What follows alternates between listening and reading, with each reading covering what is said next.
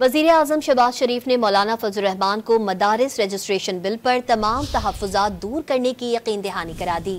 جے you آئی سربراہ نے واضح کیا کہ مدارس کی آزادی اور حریت پر کوئی آنچ نہیں آنے دی جائے گی۔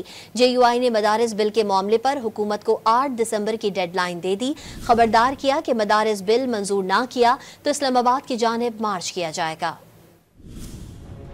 وزیر اعظم شہباز شریف اور جے یو آئی سربراہ مولانا فضل الرحمان کے درمیان ٹیلی فونک رابطہ ہوا، جس میں مولانا فضل الرحمان نے وزیر اعظم کو مدارس رجسٹریشن بل پر اپنے تحفظات سے آگاہ کیا۔ جے یو آئی ترجمان کے مطابق وزیر اعظم نے بل پر تمام تحفظات کو دور کرنے کی یقین دہانی کرا دی۔ مولانا فضل الرحمان نے وزیر اعظم پر واضح کیا کہ حکومت متفقہ بل کو متنازع بنانے سے گریز کرے، وہ اپنے موقف پر قائم ہے اور مدارس کی آزادی اور حریت پر کوئی آنچ نہیں آنے دی جائے گی۔ جے یو آئی نے مدارس بل کے معاملے پر حکومت کو 8 دسمبر کی ڈیڈ لائن دے رکھی ہے۔ عبدالغفور حیدری نے خبردار کیا کہ مدارس بل منظور نہ کیا تو اسلام آباد کی جانب مارچ کیا جائے گا۔